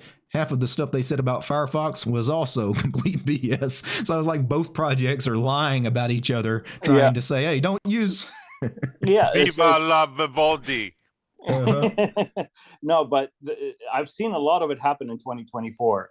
There's a few other smaller projects. They're like, no, they copied our code. No, they copied we are the ones who came up with it first, and fighting about this is open source. No, this is proprietary. Oh my God, a lot of arguments back and forth. It's outright fine, nothing else. And this is why people make fun of. If you analyze how operating systems and computer companies and operating system software companies all started, you usually had the guy with the idea, you had the marketing team, you had the sales team, you had the programmers, and you had kind of this weird mash of people infighting and all that stuff like that, but they created this awesome product. The problem is you got a bunch of programmers and a bunch of people with some ideas that just basically are just running into each other. Yeah. And if there was a little bit more organization, a little bit more money, a little bit more marketing, and kind of a little bit more of these other things, I think Linux would be so much more powerful. But quite frankly, outside of the server realm, I don't know that it'll ever have a happy medium because I think it's broken. It has had 30 years to do something on the desktop, and look where we're still at. I mean, I've been a Linux user off and on for over 25 years. And quite frankly, it's like sometimes I wonder why I even bother anymore. Yeah. Well, the thing another problem is there is no competition. Let's take a look at GNOME and KDE. Why aren't they trying to one up each other? They are the top of the line of Linux desktop, but they in some ways they work together. They should be one upping each other every single release. Because there's complacency. They've carved out the whole idea of open source is the kumbaya, everybody works together. Probably I know why they don't go to war with each other is because they have a monopoly. They are like the two-party political system here in the U.S. Yes. They know that they can push out everybody else. I'm not going to necessarily try to wipe you out. You don't wipe me out, but we just wipe out everybody else. That's all they're doing. We just keep everybody else shut out. XFCE is coming to rise, and Budgie's going to sneak in there. Yes, XFCE is the future. XFCE isn't coming to rise. It's barely a blip in the. Yeah, well, I've noticed recently, KDE comes up with a major new feature that is not specific to a KDE, like VRR, for example, or whatever. They come up with, they fix something, not fix something, they include something in their desktop environment, then GNOME, a few months later, includes the exact same thing. That might be a coincidence. It's happened multiple times. VRR has been in GNOME development for quite a while now. And you could have some contributors that are. Some contributors probably contribute to both projects. Like if it was somebody specifically doing something with VRR and they're doing it with both GNOME and KDE, that's why you're getting the same thing in both. And even that, like features like VRR, that's a very, very like not a say generic feature, like standard feature in computing. That's logically that both of them were included, probably included at about the same time. That more, to me, more sounds like a skew in release scheduling more than anything else. One thing I did want to go back to, as far as two projects basically fighting each other or arguing over things, I will say typically my advice for these folks is, if you're the maintainer of a project and some other project's talking trash about you, just ignore it. Like, usually the one that complains first, that project has some issues. They're in trouble in some way, and that's why they're acting out in some way. I think that's part of, for example, like the Firefox situation. If Mozilla as a foundation was doing well, they wouldn't be talking about all these other browsers that are seeing, their users are flocking to, right? That's why they're speaking. Same thing with a lot of these other software projects, is typically they've got other issues. Yeah, like recently Mozilla announced all the troubles their company is going through. So they have no money, that's, they ran out of money. And Google is the biggest financier, but they pay Mozilla a lot of money, and when Google is going to have to stop that with the whole anti-monopoly thing, that money could be going away. So there's some serious issues. So a lot of the Somebody complaints else will do it. You would hope, but who has that kind of money? Microsoft. That's not a bad idea. Microsoft could step in and try to keep it alive. Windows Edge Fox Edition. Actually, I wouldn't mind. Yeah, actually, Microsoft Firefox. Why not? Remember, at the end of the day, Microfox. The crazy thing is that, considering, what is it, the Gecko engine, and there's so many spin-offs of Firefox. Yeah. Why won't one of those rise to the top and become top dog? Because they're all opinionated. They're all opinionated. Yeah, there are a lot of protest distros, is what they are. Well, yeah, there's that too. But in terms of I mean, we have WebKit, we have Gecko, we have Chrome. Yeah. We need it's like Edgefire. Well, you really just have the Chromium engine, and you have three engines. We have the Chromium engine, the Firefox engine, and the Safari WebKit. Doesn't count. I mean, let's ignore. It's a captive browser. It's essentially only available on one platform. I mean, technically, we have three viable engines, but one of them almost is irrelevant. I mean, even Apple users don't use Safari. Well, let's be honest. It's not actually relevant, because WebKit, as it's called, is actually, or at least it was, the only engine on iOS. Yeah, and if you have an iPhone, iPad, or MacBook, no matter what browser you use, be it Chrome, be it Firefox, be it whatever, they're all built on top of. They're all built on the same engine. Yeah, they're basically forced to use WebKit. So it's not actually irrelevant, even though it is in one platform and one platform only. It's not irrelevant, because that platform is but I would love Microsoft to step in and help out Mozilla, or even take over the whole damn thing, because Microsoft could actually take Firefox and make it a legit competitor to Google Chrome. Yeah, it would be a legit competitor, but it will contain so many ads. Yes, but no, let's keep it free and open source software. That ain't gonna happen. Why? What benefit do they have to retool the browser once again? Because Edge is not great. I mean, let's do something unique that's not Chromium based, and Microsoft may want to pull away from what they're doing with Google. Yeah, but Microsoft should buy Opera. Well, it's so bad with Edge that even Google is saying that Microsoft is implementing dark patterns. Well, as someone who uses Edge, Edge is better than Chrome. Yeah, I have to say my limited experience with Edge hasn't been terrible, but I go in and I turn everything off and I delete everything every time I close the browser. I used to be surprised when users were telling me, "Hey, I use Edge on Linux." I'm like, "Are you crazy?" But come to think of it, I see using people on Edge the internet saying it all the time. Well, Yeah, not all the time, but I a use few. it. Yeah. Why not? using Edge on Linux is better than using Edge on Windows. Well, I use Edge on Windows as well. That's the point. I use the same browser everywhere. Like, that's the point. Most That's why I people are use going to use the Edge. same browser everywhere, especially if you're using any kind of syncing feature. I mean, you're going to install, if you're a Firefox user, you probably use it on your desktop, your mobile device. I'm a Brave user. I use it on my desktop, on my mobile device, right? Because you're going to use the same browser typically everywhere. Yeah, same. Well- I use Vivaldi on everything. Right.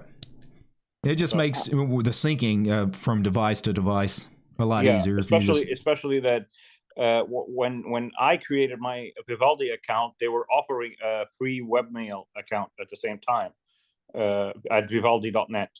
So, and now they have their own Mastodon instance.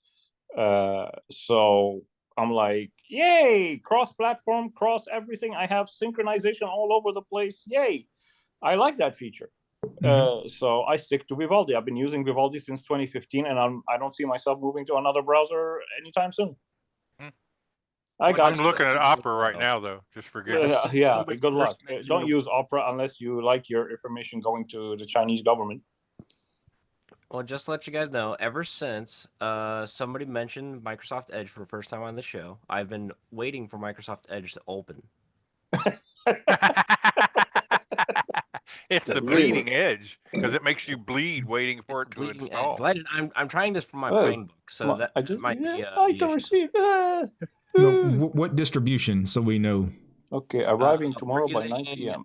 We're using Armbian on a Armbian. Okay.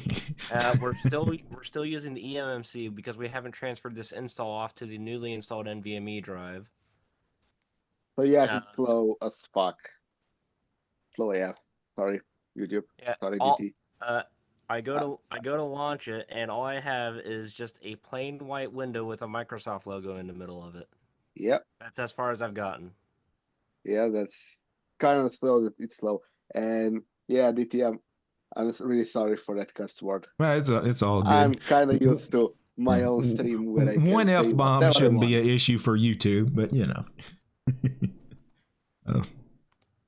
Yeah. So, but another bring it back to what we were talking about. There's a surge of new applications on Linux, and we got some that have died. Just briefly, we should mention some of the things that are no longer with us now in 2024. Obviously, we saw that NeoFetch has been archived as a project. Finally, Pywall, NeoFetch, the whole Pywall's been kind of iffy Pywall for a while. By the same developer of NeoFetch, right? Yeah, I mean, I've kind of assumed Pywall was a dead project for 3 or 4 years now, but I guess now it's that official. He completely archived everything, his whole entire account is archived since he's farming now.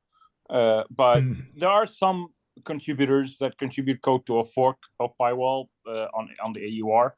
Yeah. There are some packages that have died on the AUR. They no longer have maintainers, but if you install the Git version, you can still use the PKG build to maintain the package yourself because the repo is still active.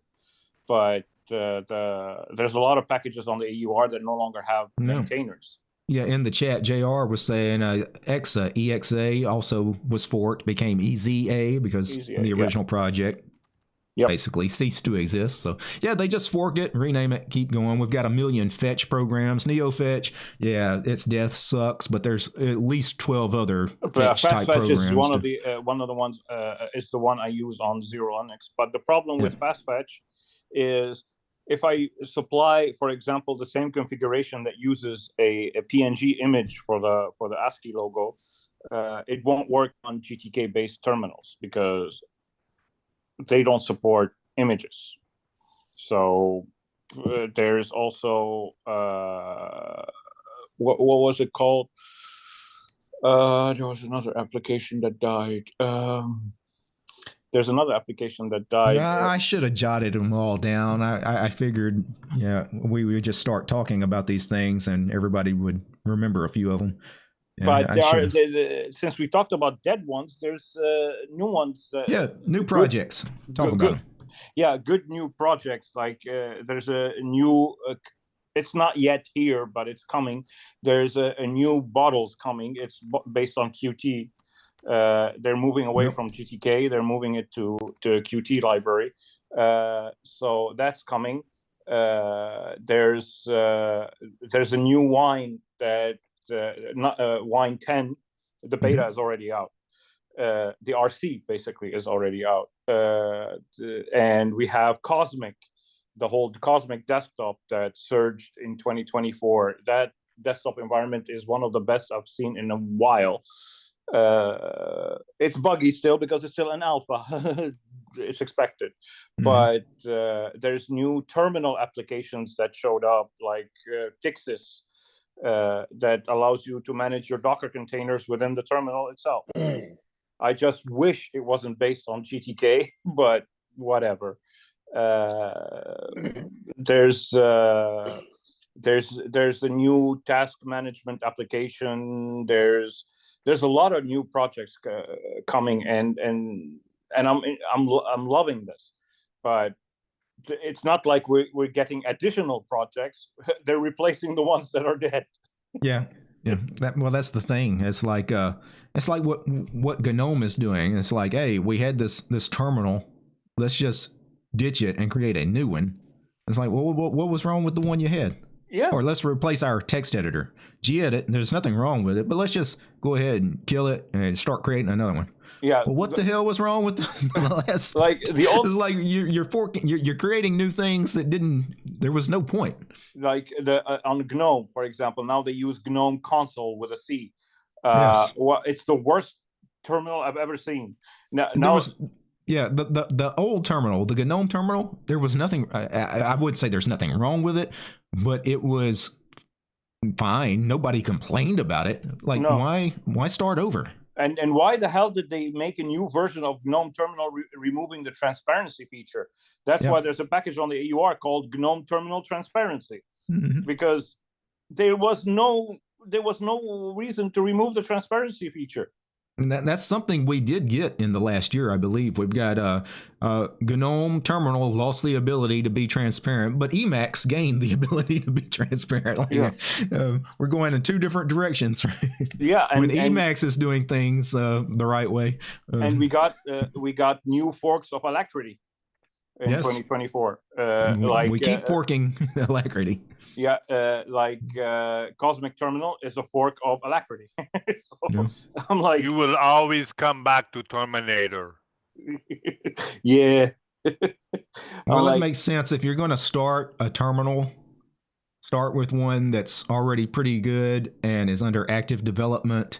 So, I mean, it kind of makes sense. Yeah, let's fork that one. And it's not associated with GNOME because you don't want to deal with the GNOME team. No. And but it to put it in short, Linux is still thriving when it comes to software, but this like Big Hipdad said, we're in a perpetual mode of teenage yearsdom. So all the developers are, even if they're 40 or 50 years old, they think like teenagers. There are very few developers who are mature about things, and most of them are in the Fedora realm for whatever reason. But why are we all acting like teenagers? Well, it's the old saying, and a lot of people think it's people being kind of flippant when they say this, but it's true. Guys, every now and then, go touch grass. Yep. Just get the hell away from your computer. And I'm not talking about for a few minutes. I'm talking about, hey, a day, 2 days, a week. Just get the hell away and actually go and be around normal people in life. And it'll change your perspective on things, because what you see online is not the real world. Another thing I've been seeing on YouTube recently is a lot of Linux developers are making videos about them being burnt out. Yeah.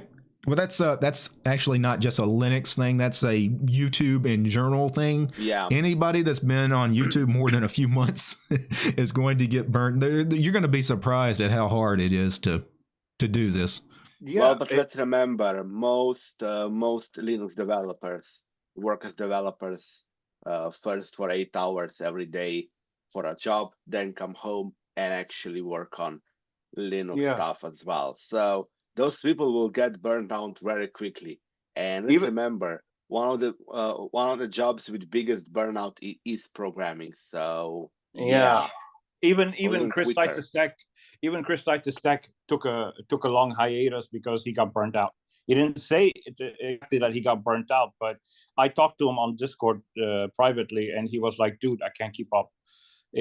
Because ever since he started his Linux utility, and all these contributors started contributing codes and being opinionated, and it's too much. It's too much. Yeah, especially when he was Big Pod targeting. nailed it with the programming and YouTube. It's just, you don't have enough hours in the day. I mean, the videos that caused me like the most work hours and stress and grief were some of the bigger video projects I did that were around scripting and programming, like some of my Haskell GTK stuff, which, you know, some of those videos turned out great, but I spent, in some cases, you know, 20 or 30 hours of like real life me at a computer programming, like to make what ended up being a 20-minute video in some cases. That's a lot of work.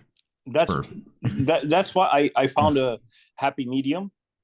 For me, for my case, it might not work for others, but for my case, since the reason I stopped YouTube is because I was suffocating.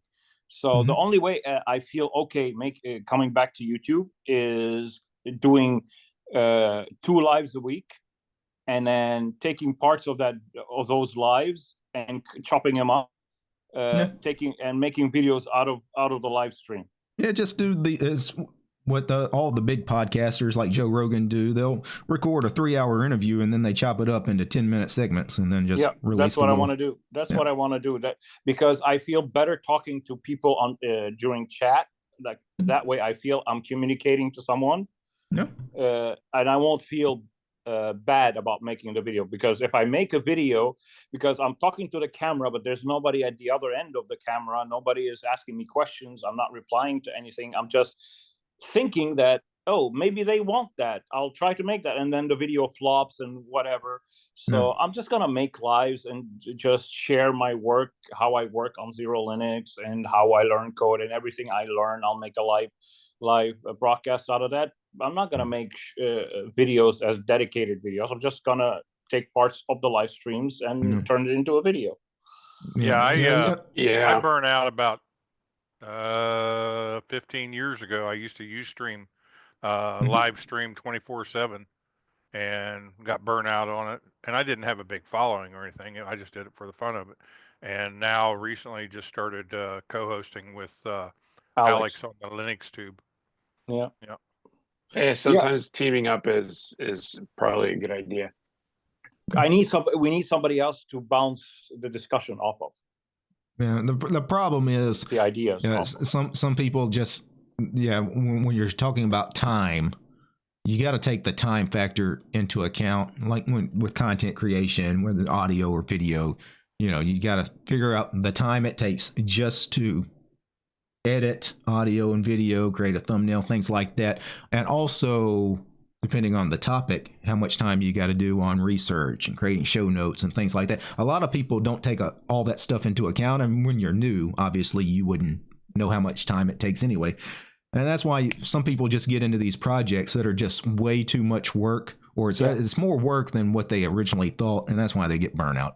Yeah, it's especially when you're doing all the write-up for a single subject, whereas with live streams, you can take tangents and go around and enjoy a laugh or two. It's more interactive. Doing videos is not interactive. To me, it feels very single dimensional. Well, what makes it worse is sometimes the videos that are the hardest, as far as you put in the most amount of work in, get the least amount of views you'll Exactly. ever get. That's what hurts is, when you spend days on something and then you put it out there and like nobody's interested. And Well, like, what the hell? Well, there's a guy that I follow that does some technology stuff that I support on Patreon. It's a Catholic Ray dude, and he made a post, I think, on the Patreon where he was like, this video took so much time that he almost didn't know what to do with himself. And I said, it was like an hour-long video, and I said, well, one thing that I learned, whether it's comedy or other creative endeavors, it takes about an hour of prep for every minute of whatever it is that you're doing. Yeah. And he replied back to me, he said, you know what, that tracks, because he had about 60 hours in it. The problem is I think he tried to do it in 1 week instead of doing it over 2 weeks. And it's one of those things. So every time you see an hour stand-up comedy special, that person probably put a month of work into just that set, not counting testing it in front of small audiences and making tweaks and stuff like that. So, and not necessarily counting editing time. We're just talking about scripting and, doing that initial preparation. Well, I can speak on like the Linux and free and open source software space on YouTube, being around for about 7 years now. Most of the folks that were around when I started my channel are not around now. Yep. And 7 years, now 7 years is a long time on YouTube, but in like life, 7 years is nothing, right? But like 90% of the folks that were around then, not around now, maybe 95%. They're just, those channels are gone. Yeah. So, and I would say the shelf life for most people on YouTube that take it seriously, that start making regular content. When people start making regular content, most will quit somewhere in that 6 month to 1 year period, because that's when they realize, hey, this is a lot more work than I initially thought, and I'm not getting maybe the viewership that I thought I would get. And that's when most people they go away. Yeah, like, and I noticed that most of the Linux content nowadays is so similar.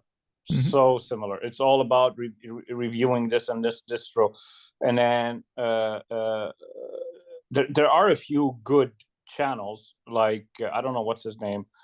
He keeps teaching Linux. He's got courses also on his. There's a lot of really good educational. Keep it techie guy. He's pretty good. Yeah, especially for those like that are.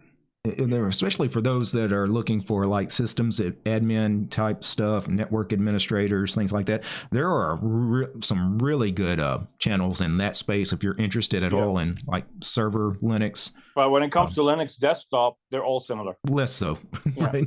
They're all similar, and most of them are. I wiped Windows and I switched to Linux, and those videos, for whatever reason, they get are the most popular. Views. They're always the most popular. Yeah. That's why people make those videos, because that's what most people, especially on desktop Linux, are interested in, is other people switching and how their journey went, so it makes sense why they get views. Yeah. Well, there's one channel that receives a really weird amount of views, like per video he gets like 23,000 videos after 45 minutes. There's this guy who has a channel dedicated to installing Arch every day until he gets a girlfriend. Oh man. He has installed Arch Linux in a VM. So far he's at day 200, and so all that time waiting to compile and do that every day, he could have been out there networking. Well, if he would do Gentoo, by the time he got Gentoo installed, he'd probably have a girlfriend. Yeah. I wonder how many people would find dates if there was dating apps that were available in the terminal. No, that's not actually. That would be a good little software project, right? Yeah. There you go. That one's for free, community. Hey, Date CLI. That's the name. I don't know how many dates would come from that. Nerd hookup, CLI. Yeah. How many women would actually be using that app? That's the problem. It'd be like all dudes. Well, I Yeah. mean, given the stats that I've seen for most tech, Right. at least as specific like Linux, I mean, you're talking 1 to 3%, if that. Yeah. Typically, it's that 97 to 98% men demographic is like the old Unix neckbeards, right? There's very, very few women that are going to be. I think I know one, but she would not be helpful in this situation. Well, then you've got some of the older YouTuber guys who have been probably married for like 40 years at this point. Yeah, but don't let those old guys fool you. Those are the ones that are out there just slaying the females. Right. Right, That's where they Hipman? all go. Yeah, definitely. Yeah, and that channel had somebody else made another channel doing the same thing, but this time installing Gen 2 until I get a girlfriend. So Oh man, those weird channels. The thing is, I'm old enough that I've learned one thing: is Linux is not good for getting girlfriends, but it's great for getting over girlfriends. Oh, you might have a point there. No, I know. It's like giving them a piece of cheese. It fascinates them. Arch is his new lady. I mean, there's been a few times, that I've gotten out of relationships, heartbroken and everything, and I always come to Linux and start experimenting, looking at different distros and just get absorbed in that, and I tend to just mellow out from it. There's an element of computer as therapy. Yep. Yeah. Okay. Linux is therapeutic. There you go. Guys, let's go ahead and get a last word in. Coming up on the end of the 2 hours here. Although I don't think this thing is going to get synced to Odyssey. Odyssey no longer syncs from YouTube anymore, so that's why I've had some complaints. The last couple of videos on this channel and my other channel. Anymore. None of them are syncing anymore. There's nothing I can do about it. Odyssey, the sync feature is now dead. I think it's going to be dead permanently, and so that's it. I will try to find a new platform somewhere along the way to automatically sync all of my videos to because I'm not going to do it manually. It's extra work that I don't want to do. Yeah, but let's get a last word from Big Pod. Okay, so if you enjoy me and Josh, I recommend you check out the live stream that is happening right now on No Packs Allowed YouTube channel. I will try to find the stream, and I will post a link of the stream. This in is the actually YouTube common chat. sense here, It's on because this is what Fedora does, people. Yeah, this is what they do. They don't hate you. Multi-day, essentially, streams up until New Year's plus a few days later. And if you subscribe, like, and potentially also consider and donate money through Patreon, we will extend the live stream even longer. Yep. So how long has it been going now? 3 days. 26th started at 8 p.m. UTC, and January 1st, January 2nd is the current end time.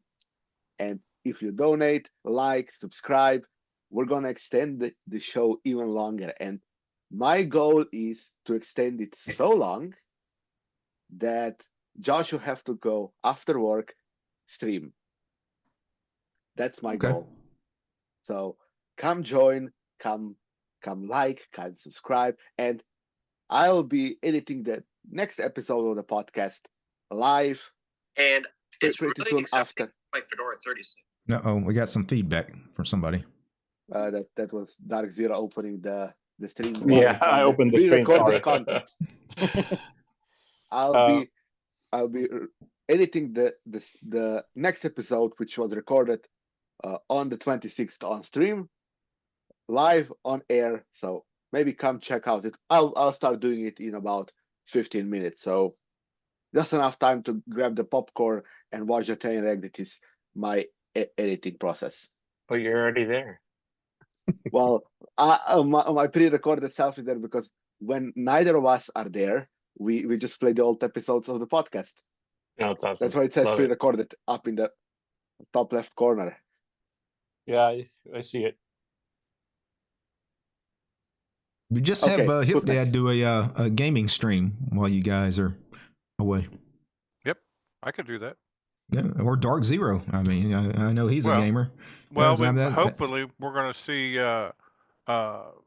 Josh destroy DT in game of Zero AD.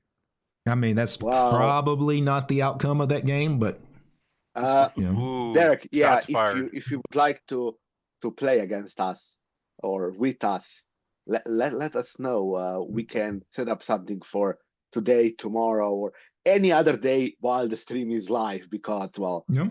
it's gonna be quite Well, a if you long guys are time. doing it till the 2nd, I mean, probably January 1st, I'll probably take that day off. I'll probably be at home that day.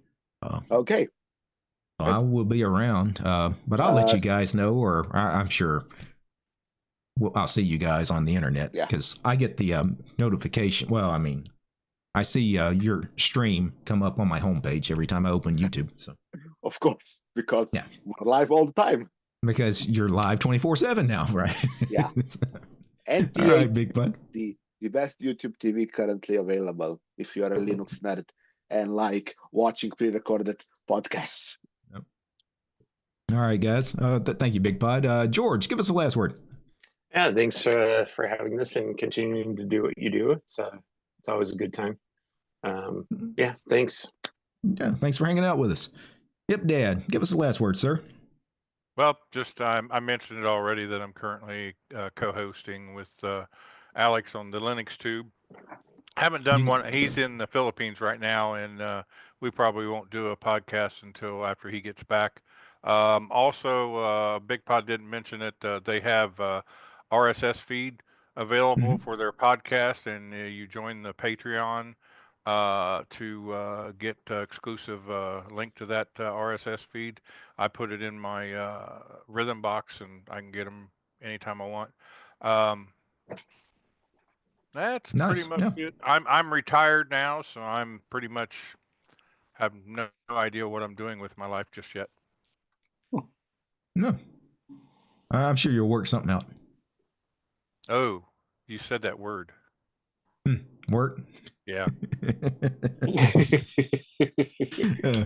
Thanks for hanging out with us, Hip Dad. Take care, man. Basher52. I don't know if he's mic'd up or not. I saw him leaving some text chats, but Happy New Linux Year, he says. Yeah, he says Happy New Year. So I'm assuming that was his last word of the day. Happy New Year to Basher and all you guys, really, because I probably won't see you guys before the 1st unless you join the Zero AD stream on the 1st. But Steve, give us the last word. All right, my last word will be wish me luck. I'm heading back home. Hopefully, the 60-day ceasefire will continue on for always instead of being 60 days. But other than that, I'll be continuing work on XeroLinux as usual without adding too many features.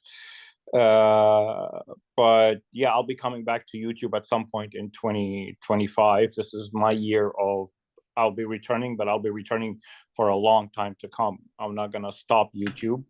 But I need to mention one thing. I won't be. I need to figure out a way to completely disable ads on my YouTube channel because I can't use Google to get any income from it. So I'll be relying on donations on Patreon, on Ko-fi, and the other one.